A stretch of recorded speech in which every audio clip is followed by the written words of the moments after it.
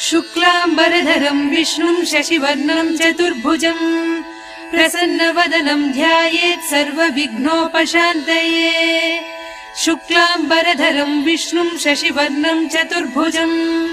प्रसन्नवदनं ध्यायेत् सर्वविघ्नोपशान्तये। यस्य द्विरतवक्त्राद्याः पारिषद्याः परश्शतम् विघ्नं निघ्नन्ति सततं विश्वक्सेनं तमाश्रये। व्यासं वसिष्ठनप्तारं शक्तेः पौत्रमकल्मषम् पराशरात्मजं वन्दे सुकतातं तपोनिधिम्। व्यासाय विष्णुरूपाय व्यासरूपाय विष्णवे नमो वै ब्रह्मनिधये वासिष्ठाय नमो नमः। अविकाराय शुद्धाय नित्याय परमात्मने सदैकरूपरूपाय विष्णवे सर्वजिष्णवे। यस्य स्मरणमात्रेण जन्म संसारबन्धनात् विमुच्यते नमस्तस्मै विष्णवे प्रभविष्णवे। ॐ नमो विष्णवे प्रभविष्णवे। श्रीवैशम्पायन उवाच श्रुत्वा धर्मानशेषेण पावनानि च सर्वशः युधिष्ठिरः शान्तनवं पुनरेवाभ्यभाषत। युधिष्ठिर उवाच किमेकं दैवतं लोके किं वाप्येकं परायणम् स्तुवन्तः कं कमर्चन्तः प्राप्नुयुर्मानवाः शुभम्। को धर्मः सर्वधर्माणां भवतः परमो मतः किं जपन्मुच्यते जन्तुर्जन्म संसारबन्धनात्। श्रीभीष्म उवाच जगत्प्रभुं देवदेवमनन्तं पुरुषोत्तमम् स्तुवन्नाम सहस्रेण पुरुषः सततोत्थितः तमेव चार्चयन् नित्यं भक्त्या पुरुषमव्ययम् ध्यायन् स्तुवन् नमस्यंश्च यजमानस्तमेव च। अनादिनिधनं विष्णुं सर्वलोकमहेश्वरम् लोकाध्यक्षं स्तुवन् नित्यं सर्वदुःखादिगो भवेत्। ब्रह्मण्यं सर्वधर्मज्ञं लोकानां कीर्तिवर्धनम् लोकनाथं महद्भूतं सर्वभूतभवोद्भवम्। एष मे सर्वधर्माणां धर्मोऽधिकतमो मतः यद्भक्त्या पुण्डरीकाक्षं स्तवैरर्चेन्नरः सदा। परमं यो महत्तेजः परमं यो महत्तपः परमं यो महद्ब्रह्म परमं यः परायणम्। पवित्राणां पवित्रं यो मङ्गलानां च मङ्गलम् दैवतं देवतानां च भूतानां यो व्ययः पिता। यतः सर्वाणि भूतानि भवन्त्यादियुगागमे यस्मिंश्च प्रलयं यान्ति पुनरेव युगक्षये। तस्य लोकप्रधानस्य जगन्नाथस्य भूपते विष्णोर्नाम सहस्रं मे शृणु पापभयापहम्। यानि नामानि गौणानि विख्यातानि महात्मनः ऋषिभिः परिगीतानि तानि वक्ष्यामि भूतये। ऋषिर्नाम्नां सहस्रस्य वेदव्यासो महामुनिः छन्दोनुष्टुप् तथा देवो भगवान् देवकीसुतः। अमृतांशूद्भवो बीजं शक्तिर्देवकीनन्दनः त्रिसामा हृदयं तस्य शान्त्यर्थे विनियुज्यते। विष्णुं जिष्णुं महाविष्णुं प्रभविष्णुं महेश्वरम् अनेकरूपदैत्यान्तं नमामि पुरुषोत्तमम्। अस्य श्रीविष्णोर्दिव्यसहस्रनामस्तोत्र महामन्त्रस्य श्रीवेदव्यासो भगवान् ऋषिः अनुष्ठुप् छन्दः। श्रीमहाविष्णुः परमात्मा श्रीमन्नारायणो देवता अमृतांशूद्भवो भानुरिति बीजम् देवकीनन्दनः स्रष्टेति शक्तिः उद्भवः क्षोभणो देव इति परमो मन्त्रः शङ्खभृन्नन्दकी चक्रेति कीलकम् शार्ङ्गधन्वा गदाधर इत्यस्त्रम् रथाङ्गपाणिरक्षोभ्य इति नेत्रम् त्रिसामा सामगः सामेति कवचम् आनन्दम् परब्रह्मेति योनिः ऋतुः सुदर्शनः काल इति दिग्बन्धः श्रीविश्वरूप इति ध्यानम् श्रीमहाविष्णु प्रीत्यर्थे सहस्रनाम जपे विनियोगः। ध्यानम् क्षीरोदन्वत् प्रदेशे शुचिमणिविलसत्सैकते मौक्तिकानाम् माला क्लुप्तासनस्थ स्फटिकमणिनिभैर्मौक्तिकैर्मण्डिताङ्गः शुभ्रैरभ्रैरदभ्रैरुपरि विरचितैर्मुक्तपीयूषवर्षैः आनन्दीनः पुनीयादरिनलिन गदा शङ्खपाणिर्मुकुन्दः भूः पादौ यस्य नाभिर्वियदसुरनिलश्चन्द्रसूर्यौ च नेत्रे कर्णावासाः शिरोद्यौर्मुखमपि दहनो यस्य वास्तेयमब्धिः अन्तस्थम् यस्य विश्वम् सुरनरखगो भोगि गन्धर्वदैत्यैः चित्रम् रम्यते तम् त्रिभुवन वपुषम् विष्णुमीशम् नमामि। ॐ नमो भगवते वासुदेवाय। शान्ताकारम् भुजगशयनम् पद्मनाभम् सुरेशम् विश्वाकारम् गगनसदृशम् मेघवर्णम् शुभाङ्गम् लक्ष्मीकान्तम् कमलनयनम् योगिहृद्ध्यानगम्यम् वन्दे विष्णुम् भवभयहरम् सर्वलोकैकनाथम् मेघश्यामम् पीतकौशेयवासम् श्रीवत्साङ्कम् कौस्तुभोद्भासिताङ्गम् पुण्योपेतम् पुण्डरीकायताक्षम् विष्णुम् वन्दे सर्वलोकैकनाथम् नमः समस्तभूतानामादिभूताय भूघृते अनेकरूपरूपाय विष्णवे प्रभविष्णवे सशङ्खचक्रम् सकिरीटकुण्डलम् सपीतवस्त्रम् सरसीरुहेक्षणम् सहारवक्षस्थलशोभिकौस्तुभम् नमामि विष्णुम् शिरसा चतुर्भुजम् छायायाम् पारिजातस्य हेमसिंहासनोपवी आसीनमम्बुदस्याममायताक्षमलङ्कृतम् चन्द्राननम् चतुर्बाहुम् श्रीवत्साङ्कितवक्षसम् रुक्मिणी सत्यभामाभ्याम् सहितम् कृष्णमाश्रये।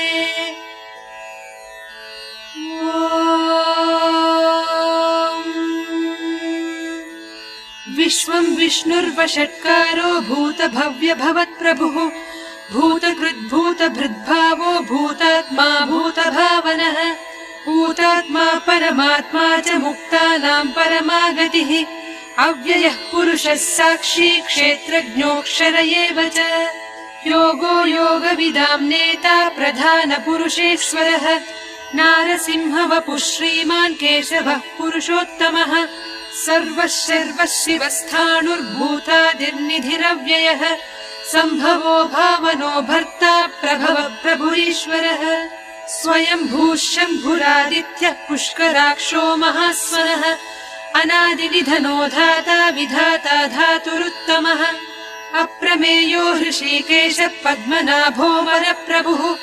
विश्वकर्मा मनुस्त्वष्टा स्थविष्ठस्थविरो ध्रुवः अग्राह्यः शाश्वतः कृष्णो लोहिताक्षप्रतर्दनः प्रभूतस्त्विककुब्धाम पवित्रम् मङ्गलम् परम् ईशानः प्राणदः प्राणो ज्येष्ठः श्रेष्ठः प्रजापतिः हिरण्यगर्भो भूगर्भो माधवो मधुसूदनः ईश्वरो विक्रमी धन्वी मेधावी विक्रमक्रमः अनुत्तमो दुराधर्षः कृतज्ञः कृतिरात्मवान् सुरेशः शरणम् शर्म विश्वरेताः प्रजाभवः अहः संवत्सरो व्याळः प्रत्ययः सर्वदर्शनः अजः सर्वेश्वरः सिद्धः सिद्धिः सर्वादिरच्युतः वृषाकपिरमेयात्मा सर्वयोगविनिःश्रुतः वसुर्वसुमनाः सत्यः समात्मा संमितः समः अमोघः पुण्डरीकाक्षो वृषकर्मा वृषाकृतिः रुद्रो बहुशिरा बभ्रुर्विश्वयोनिः शुचिश्रवाः अमृतः शाश्वतस्थाणुर्वरारोहो महातपाः सर्वगः सर्वविद्भानुर्विश्वक्सेनो जनार्दनः वेदो वेदविदव्यङ्गो वेदाङ्गो वेदवित्कविः लोकाध्यक्षः सुराध्यक्षो धर्माध्यक्षः कृताकृतः चतुरात्मा चतुर्व्यूहश्चतुर्दंष्ट्रश्चतुर्भुजः भ्राजिष्णुर्भोजनम् भोक्ता सहिष्णुर्जगदादिजः अनघो विजयोजेत विश्वयोनिः पुनर्वसुः उपेन्द्रो वामनप्रांशुरमोघः सुचिरूर्जितः अतीन्द्रः सङ्ग्रहः सर्गो धृतात्मा नियमो यमः वेद्यो वैद्यः सदा योगी वीरः माधवो मधुः अतीन्द्रियो महामायो महोत्साहो महाबलः महाबुद्धिर्महावीर्यो महाशक्तिर्महाद्युतिः अनिर्देश्य वपुः श्रीमान् अमेयात्मा महाद्विधृत् महेश्वासो महीभर्ता श्रीनिवासः सताङ्गतिः अनिरुद्धः सुरानन्दो गोविन्दो गोविदाम्बरिः मरीचिर्दमनोहंसः सुवर्णो भुजगोत्तमः हिरण्यनाभः सुतपाः पद्मनाभः प्रजापतिः अमृत्युः सर्वदृक्सिंहः सन्धाता सन्धिमान् स्थिरः अजो दुर्मर्षणः शास्ता विश्रुतात्मा सुरारिः गुरुर्गुरुतमो धाम सत्यः सत्यपराक्रमः निमिषो निमिषस्रग्वी वाचस्पतिरुदारधीः अग्रणीर्ग्रामणी श्रीमान् न्यायो नेता समीरणः सहस्रमूर्धा विश्वात्मा सहस्राक्षः सहस्रपात् आवर्तनो निवृत्तात्मा संवृतः सम्प्रमर्दनः अहः संवर्तको वह्निरनिलो धरणीधरः सुप्रसाद प्रसन्नात्मा विश्वसृड्विश्वभुग्विभुः सत्कर्ता सत्कृतः साधुर्जह्नुर्नारायणो नरः असङ्ख्येयो प्रमेयात्मा विशिष्टः शिष्टकृच्छुचिः सिद्धार्थः सिद्धसङ्कल्पः सिद्धिदः सिद्धिसाधनः वृषाही वृषभो विष्णुर्वृषपर्वा वृषोदरः वर्धनो वर्धमानश्च विविक्तः श्रुतिसागरः सुभुजो दुर्धरो वाग्मी महेन्द्रो वसुदो वसुः नैकरूपो बृहद्रूपः सिपिविष्टप्रकाशनः ओजस्तेजोद्युतिधरः प्रकाशात्मा प्रतापनः रुद्धस्पष्टाक्षरो मन्त्रश्चन्द्रांशुर्भास्करद्युतिः अमृतांशूद्भवो भानुः शशबिन्दुः सुरेश्वरः औषधम् जगतः सेतुः सत्यधर्मपराक्रमः भूतभव्य भवन्नाथः पवनः पावनो नरः कामः कामकृत्कान्तः कामः कामप्रदप्रभुः युगादिकृत्युगावर्तो नैकमायो महाशनः अदृश्यो व्यक्तरूपश्च सहस्रजिदनन्तजित् इष्टो विशिष्टः शिष्टेष्टः शिखण्डी नहुषो वृषः क्रोधः क्रोधकृत्कर्ता विश्वबाहुर्महीधरः अच्युत प्रथित प्राणः प्राणदो वासवानुजः अपाम्निधिरधिष्ठानमप्रमत्त प्रतिष्ठितः स्कन्द स्कन्दधरो धुर्यो वरदो वायुवाहनः वासुदेवो बृहद्भानुरादिदेवः पुरन्दरः अशोकस्तारणस्तारः शूरः शौरिज्जनेश्वरः अनुकूलः शतावर्तः पद्मी पद्मनिभेक्षणः पद्मनाभोरविन्दाक्षः पद्मगर्भः शरीरभृत् महर्धिर्वृद्धो वृद्धात्मा महाक्षो गरुडध्वजः अतुलः शरभो भीमः समयज्ञो हविर्हरिः सर्वलक्षणलक्षण्यो लक्ष्मीवान् समितिञ्जयः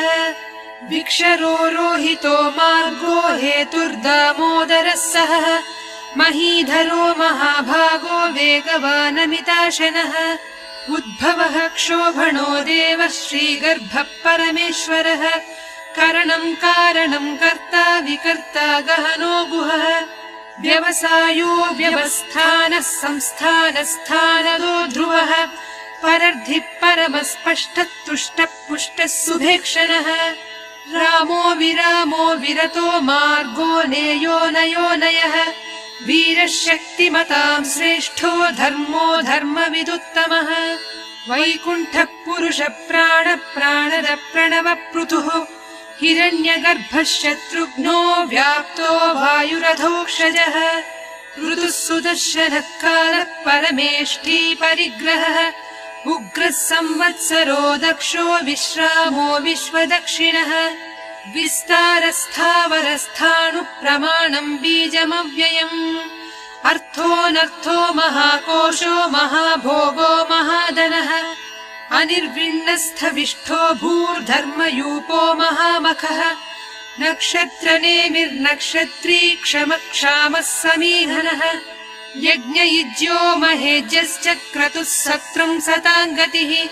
सर्वदर्शी विमुक्तात्मा सर्वज्ञो ज्ञानमुत्तमम् सुव्रतः सुमुखः सूक्ष्मः सुघोषः सुखदः सुहृत् मनोहरोजितक्रोधो वीरबाहुर्विदारणः स्वापनः स्ववशो व्यापी नैकात्मा नैककर्मकृत् वत्सरो वत्सलो वत्सी रत्नगर्भो धनेश्वरः धर्मगुब्धर्मकृद्धर्मी सदसत्क्षरमक्षरम् अविज्ञाता सहस्रांशुर्विधाता कृतलक्षणः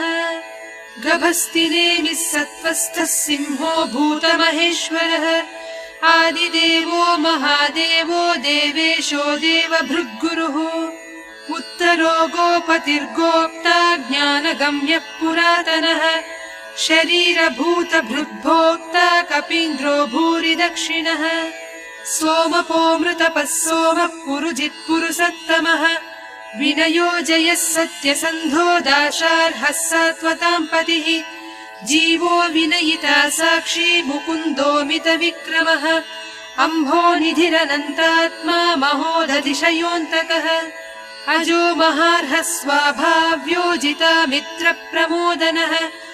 आनन्दो नन्दनो नन्दः सत्यधर्मात्रिविक्रमः महर्षिः कपिलाचार्य कृतज्ञो मेदिनीपतिः त्रिपदस्त्रिदशाध्यक्षो महाशृङ्गकृतान्तकृत् महावराहो गोविन्दः सुषेणः कनकाङ्गदी गुह्यो गभीरो गहनो गुप्तश्चक्रगदाधरः वेधास्वाङ्गोजितः कृष्णो दृढः सङ्कर्षणोच्युतः वरुणो वारुणो वृक्षः पुष्कराक्षो महामनाः भगवान् भगहानन्दी वनमाली हलायुधः आदित्यो ज्योतिरादित्यः सहिष्णुर्गतिसत्तमः सुधन्वा खण्डपरसुर्दारुणो द्रविणप्रदः दिवि स्पृक् सर्वदृग्व्यासो वाचस्पतिरयो निजः त्रिसामासामगः सामनिर्वाणम् भेषजम्भिषक् सन्न्यासकृच्छमः शान्तो निष्ठा शान्तिपरायणम् शुभाङ्गः शान्तिदः स्रष्टा कुमुदः कुवलेशयः गोहितो गोपतिर्गोप्ता वृषभाक्षो वृषप्रियः अनिवर्ती निवृत्तात्मा संक्षेप्ता क्षेमकृच्छिवः श्रीवत्सवक्षा श्रीवासः श्रीपतिः श्रीमताम्बरः श्रीधः श्रीशः श्रीनिवासः श्रीनिधिः श्रीविभावनः श्रीधरः श्रीकरः श्रेयः श्रीमान् लोकत्रयाश्रयः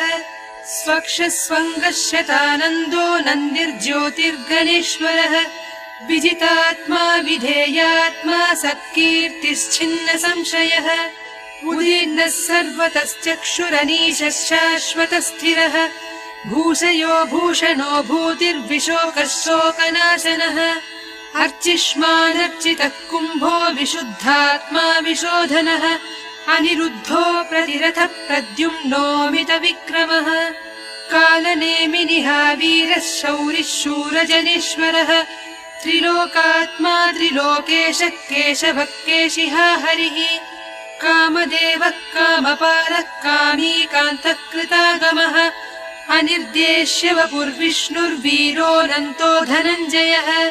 ब्रह्मण्यो ब्रह्मकृद्ब्रह्मा ब्रह्म ब्रह्म विवर्धनः ब्रह्मविद्ब्राह्मणो ब्रह्मी ब्रह्मज्ञो ब्राह्मणप्रियः महाक्रमो महाकर्मा महातेजा महोरगः महाक्रतुर्महायज्वा महायज्ञो महाहविः स्तव्यस्तव प्रियस्तोत्रम् स्तुतिस्तोतारणप्रियः पूर्णः पूरयिता पुण्यः पुण्यकीर्तिरनामयः मनोजवस्तीर्थकरो वसुरेता वसुप्रदः वसुप्रदो वासुदेवो वसुर्वसुमनाहविः सद्गतिः सत्कृतिः सत्ता सद्भूतिः सत्परायणः शूरसेनो यदुश्रेष्ठः सन्निवासः सुयामुनः भूतावासो वासुदेवः सर्वासु निलयो नलः दर्पः दर्पदो दृप्तो दुर्धरोधापराजितः विश्वमूर्तिर्महामूर्तिर्दीप्तमूर्तिरमूर्तिमान् अनेकमूर्तिरव्यक्तः शतमूर्तिः शताननः एकोनैकः स वक्तः किं यत्तत्पदमनुत्तमम् लोकबन्धुर्लोकनाथो माधवो भक्तवत्सलः सुवर्णवर्णो हेमाङ्गो वराङ्गश्चन्दनाङ्गदी वीरः विषमः शून्यो घृतासीरचलश्चलः अमानीमानदो मान्यो लोकस्वामी त्रिलोकधृत् सुमेधा मेधजो धन्यः सत्यमेधाधराधरः तेजो वृषोद्युतिधरः सर्वशस्त्रभृताम्बरः प्रग्रहो निग्रहो व्यग्रो नैकः शृङ्गो गदाग्रजः चतुर्मूर्तिश्चतुर्बाहुश्चतुर्व्यूहश्चतुर्गतिः चतुरात्मा चतुर्भावश्चतुर्वेदविदेकपात् समावर्तो निवृत्तात्मा दुर्जयो दुरतिक्रमः दुर्लभो दुर्गमो दुर्गो दुरावासो दुरारिः शुभाङ्गो लोकसारङ्गः सुतन्तुस्तन्तुवर्धनः इन्द्रकर्मा महाकर्मा कृतकर्मा कृतागमः उद्भवः सुन्दरः सुन्दो रत्ननाभः सुलोचनः अर्को वाजसनः शृङ्गी जयन्तः सर्वविजयी सुवर्णबिन्दुरक्षोभ्यः सर्ववागीश्वरेश्वरः महाह्रदो महागर्तो महाभूतो महानिधिः कुमुदः कुन्दरः कुन्दः पर्जन्यः पावनोऽनिलः अमृतांशोऽमृतवपुः सर्वज्ञः सर्वतोमुखः सुलभः सुव्रतः सिद्धः शत्रुजिच्छत्रुतापनः न्यग्रोधोदुम्बरो श्रद्धश्चाणूरान्ध्रनिषूदनः सहस्रार्चिः सप्तजिह्वः सप्तैधाः सप्तवाहनः अमूर्तिरनघो चिन्त्यो भयकृद्भयनाशनः अणुर्बृहत्कृशस्थूलो गुणभृन्निर्गुणो महान् अधृतस्वधृतस्वास्य प्राग्वंशो वंशवर्धनः भारभृत्कथितो योगी योगीशः सर्वकामदः आश्रमश्रवणक्षामः सुपर्णो वायुवाहनः धनुर्धरो धनुर्वेदो दण्डो दमयितादमः अपराजितः सर्वसहो नियन्ता नियमो यमः सत्त्ववान् सात्विकः सत्यः सत्यधर्मपरायणः अभिप्रायप्रियार्होर्ह प्रियकृत्प्रीतिवर्धनः विहाय स गतिर्ज्योतिः सुरुचिर्हुतभुग्विभुः रविर्विरोचनः सूर्यः सविता रविलोचनः अनन्तो हुतभुग्भोक्ता सुखदो नैकजोऽग्रजः अनिर्विण्णः सदामर्षि लोकाधिष्ठानमद्भुतः सनात्सनातनतमः कपिलः कपिलव्ययः स्वस्तिदः स्वस्तिकृत् स्वस्ति स्वस्ति भुक् स्वस्ति दक्षिणः अरौद्रः कुण्डली चक्री विक्रम्योर्जितशासनः शब्दातिगः शब्दसः शिशिरः शर्वरीकरः अक्रूरपेशलो दक्षो दक्षिणः क्षमिणां वरः विद्वत्तमो वीतभयः पुण्यश्रवणकीर्तनः उत्तारणो दुष्कृतिः पुण्यो दुःस्वप्ननाशनः वीरः रक्षणः सन्तो जीवनं पर्यवस्थितः अनन्तरूपोऽनन्तः श्रीर्जितमन्युर्भयापहः चतुरश्रो गभीरात्मा विदिशो व्यादिशो दिशः अनादिर्भूर्भुवो लक्ष्मी सुवीरो रुचिराङ्गदः जननो जनजन्मादिर्भीमो भीमपराक्रमः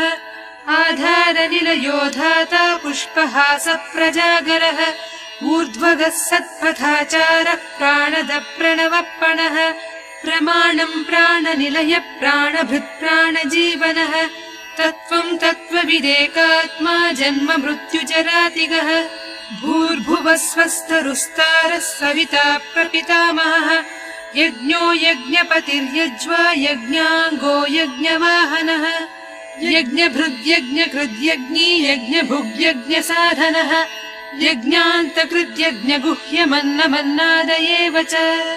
आत्मयोनिः स्वयं जातो वैखानः सामगायनः देवकीनन्दनः स्रष्टा क्षितिः सत्पापनाशनः शङ्खभृन्नन्दकी चक्री शाङ्गधन्वा गदाधरः रथाङ्गपाणिरक्षोभ्यः सर्वप्रहरणायुधः श्रीसर्वप्रहरणायुध वो नम इति वनमाली गदीशाङ्गी शङ्खी चक्री च नन्दकी श्रीमन्नारायणो विष्णुर्वासुदेवोऽभिरक्षतु वनमाली गदीशाङ्गी शङ्खी चक्री च नन्दकी श्रीमन्नारायणो विष्णुर्वासुदेवोऽभिरक्षतु श्रीवासुदेवोऽभिरक्षत्वो नम इतीदं कीर्तनीयस्य केशवस्य महात्मनः नाम्नां सहस्रं दिव्यानामशेषेण प्रकीर्तितम् य इदं शृणुयान्नित्यं यश्चापि परिकीर्तयेत् नाशुभं प्राप्नुयात् किञ्चित् सोमुत्रेह च मानवः वेदान्तगो ब्राह्मणः स्यात् क्षत्रियो विजयी भवेत् वैश्यो धनसमृद्धः स्यात् शूद्रः सुखमवाप्नुयात् धर्मार्थी प्राप्नुयात् धर्ममर्थार्थी चार्थमाप्नुयात् कामानवाप्नुयात् कामी प्रजार्थी चाप्नुयात् प्रजाः भक्तिमान्यः सदोत्थाय शुचिस्तद्गतमानसः सहस्रं वासुदेवस्य नाम्नामेतत् प्रकीर्तयेत् यशः प्राप्नोति विपुलं याति प्राधान्यमेव च अचलां श्रियमाप्नोति श्रेयः प्राप्नोत्यनुत्तमम् न भयं क्वचिदाप्नोति वीर्यं तेजश्च विन्दति भवत्यरोगो द्युतिमान् बलरूपगुणान्वितः रोगार्तो मुच्यते रोगात् बद्धो मुच्येत बन्धनात् भयान्मुच्येत भीतस्तु मुच्येतापन्नापदः दुर्गाण्यतितरत्यासु पुरुषः पुरुषोत्तमम् स्तुवन्नाम सहस्रेण नित्यं भक्तिसमन्वितः वासुदेवाश्रयो मर्त्यो वासुदेवपरायणः सर्वपापविशुद्धात्मा याति ब्रह्म सनातनम् न वासुदेव भक्तानामशुभं विद्यते क्वचित् जन्म मृत्युजरा व्याधि भयं नैवोपजायते इमं स्तवमधीयानः श्रद्धा भक्तिसमन्वितः युज्येतात्मा सुखक्षान्ति श्रीधृति स्मृतिकीर्तिभिः न क्रोधो न च मात्सर्यं न लोभो नाशुभामतिः भवन्ति कृतपुण्यानां भक्तानां पुरुषोत्तमे द्यौः स चन्द्रार्कनक्षत्रं खं दिशो भूर्महोदधिः वासुदेवस्य वीर्येण विधृतानि महात्मनः ससुरासुरगन्धर्वं स यक्षोरगराक्षसम् जगद्वसे वर्तदेदं कृष्णस्य सचराचरम् इन्द्रियाणि मनोबुद्धिः सत्त्वं तेजो बलं धृतिः वासुदेवात्मकान्याहुः क्षेत्रं क्षेत्रज्ञ एव च सर्वागमानामाचार प्रथमं परिकल्पितः आचारप्रभवो धर्मो धर्मस्य प्रभुरच्युतः ऋषयः पितरो देवा महाभूतानि धातवः जङ्गमाजङ्गमं चेदं जगन्नारायणोद्भवम् योगो ज्ञानं तथा साङ्ख्यं विद्या शिल्पादिकर्म च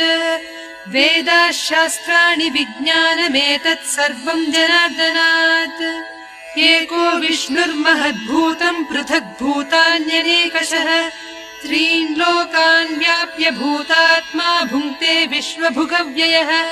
इमं स्तवं भगवतो विष्णोर्व्यासेन कीर्तितम्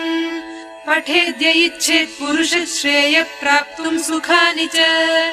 विश्वेश्वरमजं देवं जगतः प्रभुमव्ययम्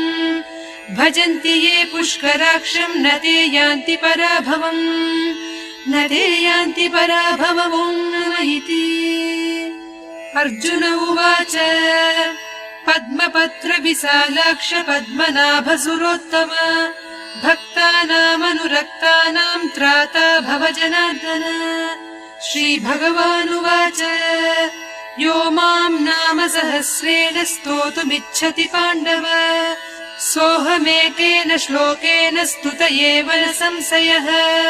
स्तुत एव न संशयवोन्नम इति। व्यास उवाच वासनाद्वासुदेवस्य वासितं ते जगत्त्रयम् सर्वभूतनिवासोऽसि वासुदेव नमोऽस्तु ते।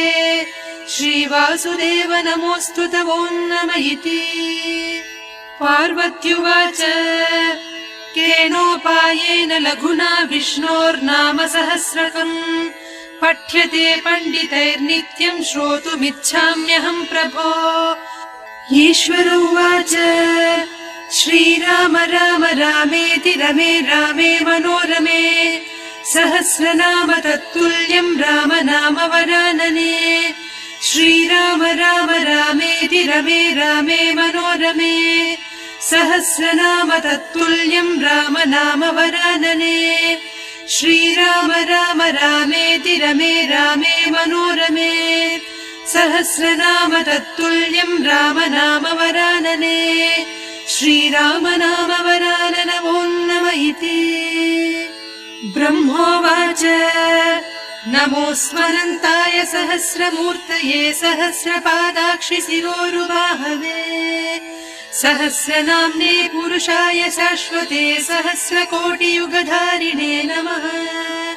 सहस्रकोटियुगधारिण वोन्नम इति। सञ्जय उवाच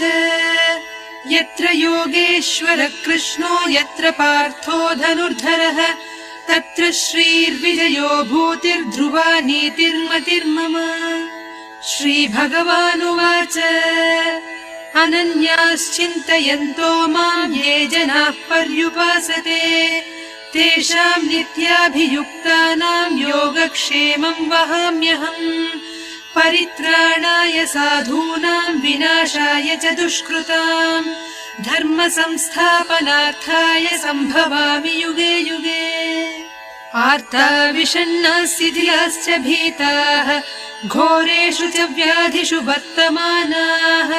सङ्कीर्त्य नारायण शब्दमात्रम् विमुक्त दुःखाः सुखिनो भवन्ति। कायेन वाचा मनसेन्द्रियैर्वा बुद्ध्यात्मना वा प्रकृते स्वभावात् करोमि यद्यत् सकलम् परस्मै नारायणायेति समर्पयामि।